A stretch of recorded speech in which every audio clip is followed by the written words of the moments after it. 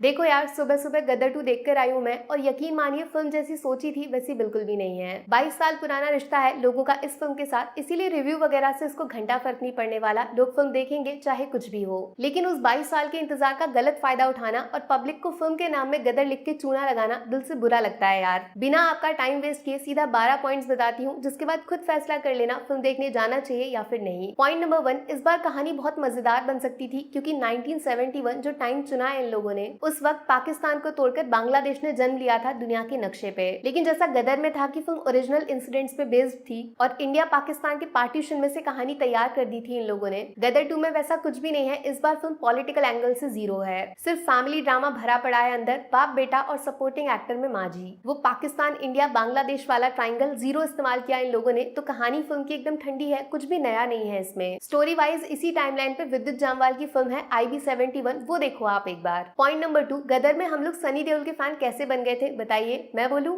उनके डायलॉग्स और उस डायलॉग को बोलने का तरीका, एक एक शब्द सीधा कानों से दिल दिमाग तक पहुंचता है। अब सोचो सनी देओल से उनके डायलॉग्स छीन लिए जाएं पूरी तरह, सिर्फ हर सीन में उनको जोर से चिल्लाने को बोला जाए, कोई सेंस बनेगा इस शोर शराबे का? गदर 2 की राइटिंग बहुत खराब है लिटरली, डायलॉग्स तो छोड़ो आप, नॉर्मल कन्वर्सेशन दो लोगों के बीच में एकदम बोरिंग है। पॉइंट नंबर 3, गदर 2 के साथ जिस बात का सबसे बड़ा डर था वो सच हो चुका है। कुछ लोगों ने बोला था ना कि डायरेक्टर साहब के पास वाकई कोई कहानी है बताने को, या फिर सिर्फ अपने बेटे के करियर को बचाने का बहाना है ये। सैडली दूसरा वाला ऑप्शन एकदम सही निकला, दिल पे पत्थर रख के बोल रही हूँ इस बात को मैं। फर्स्ट हाफ पूरी तरह उत्कर्ष शर्मा को दिया गया है, जबकि सेकंड हाफ में सनी देओल को याद किया जाता है फिल्म की डूबती नैया बचाने के लिए। अगर आप पैसा खर्च कर रहे हो सनी सर के नाम पे, तो भैया 50% वापस मांगने का हक बनता है आपका डायरेक्टर से। यहीं से निकलता है पॉइंट नंबर 4, एक्चुअली जो 50% फिल्म का हिस्सा दिया गया इन दो नए कैरेक्टर्स को, वो सबसे ज्यादा वर्स्ट पार्ट है इस पूरी फिल्म का। कोशिश हुई थी पूरी तरह सकीना वाली लव स्टोरी को रिपीट करने की, लेकिन निब्बा निब्बी वाला लव एंगल ज्यादा बन गया, जिसको देखकर इश्क मोहब्बत नहीं सिर्फ और सिर्फ नींद आएगी आपको।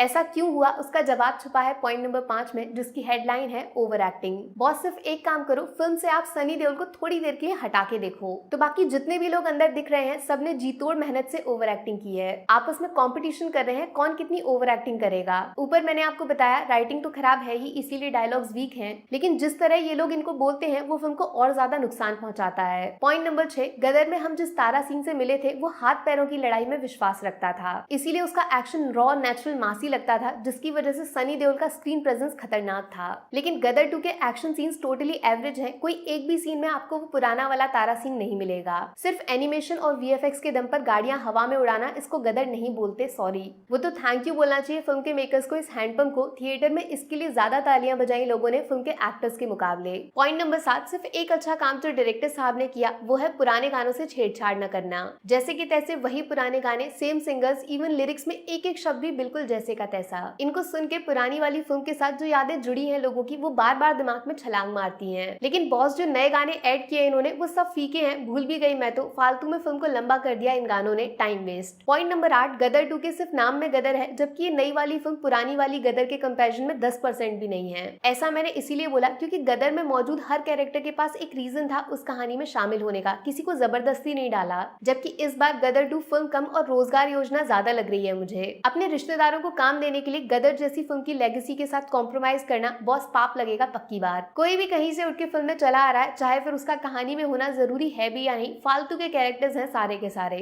और सबसे ज्यादा फालतू है पॉइंट नंबर 9, अपनी गदर 2 का विलन, भाई एकदम अनवांटेड कैरेक्टर। कहाँ आप उम्मीद लगा रहे थे कि अमरीश पुरी सर के बगल में खड़े होने वाला कोई कैरेक्टर तैयार किया जाएगा गदर 2 में? हकीकत में इस फिल्म का विलन ऐसा लग रहा है अपने ही कैरेक्टर का मजाक उड़ा रहा है, मतलब कॉमेडी ज्यादा बना दिया, एक्शन कम। जो फेस ऑफ होना चाहिए था तारा सिंह का पाकिस्तान के अंदर घुस के एक बराबरी के विलन से, वो शेर वर्सेस बकरी की लड़ाई बन के रह गई। इसीलिए जब फिल्म एंड होती है ना, तो आपको वो फीलिंग आएगी नहीं कि तारा सिंह को जरा सी भी दिक्कत हुई पाकिस्तान के अंदर। सिर्फ सिगार जलाने से कोई विलन नहीं बन जाता, ये सबसे बड़ा सबक मिलेगा बॉलीवुड के डायरेक्टर्स को, राइटिंग, एक्टिंग और कहानी जरूरी होती है। पॉइंट नंबर 10 में मैं वो बोलूंगी जो आप लोग सुनना चाहते हो गदर 2 के बारे में, अच्छी बात, पॉजिटिव्स। सनी देओल और फिल्म के लास्ट के 15 मिनट, बस यही वो चीज है जिसकी वजह से आप फिल्म के टिकट का पैसा बर्बाद नहीं समझोगे। यहाँ पे क्लासिक सनी देओल का तारा सिंह अवतार नजर आएगा, थोड़ा देर से आएंगे और कम देर के लिए आएंगे, लेकिन सामने वाले का पैंट गीला कर जाएंगे। एक अच्छा मैसेज देने की भी कोशिश की है सनी देओल ने फिल्म के क्लाइमेक्स में, जिसको सुनकर शायद कुछ लोगों को मिर्ची लग जाए, लेकिन तारा सिंह की बात सुननी पड़ेगी। पॉइंट नंबर 11, अमीषा पटेल का इस फिल्म में होना ना होना एक बराबर है, मतलब जिस सकीना की वजह से पूरी गदर की शुरुआत हुई वो गायब है इस बार। भाई जैसे गदर अधूरी अधूरी है तारा सिंह के बिना, ठीक वैसे तारा सिंह भी तो अधूरे हैं अपनी सकीना के बिना।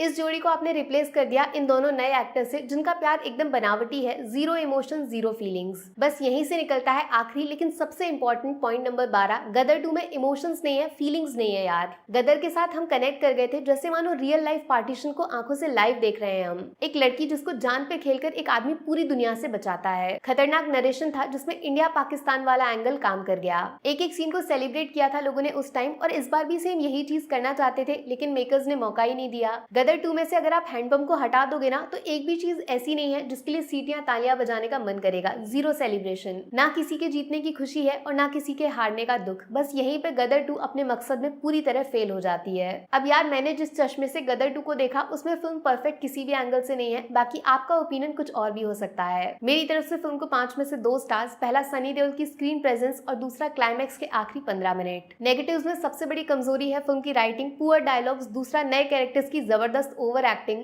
और तीसरा जरूरत से ज्यादा लंबे सीन्स जो ज्यादा खराब इसीलिए लगेंगे क्योंकि इनमें फीलिंग्स और इमोशंस 22 साल वाले एकदम गायब हैं। सॉरी। दिल से एक बात बोलूं, मेकर्स को गदर 2 बनानी ही नहीं चाहिए थी, उस फिल्म की इज्जत को बर्बाद कर दिया खुद अपने हाथों से। बाकी वीडियो में कुछ पसंद आया हो या फिर कुछ शिकायत करनी हो तो मैं आपको इंस्टाग्राम पे भी मिल जाऊंगी, वरना थोड़ा सा इंतजार करिए। मिलूंगी आपसे अगले वीडियो में। Take care, bye bye.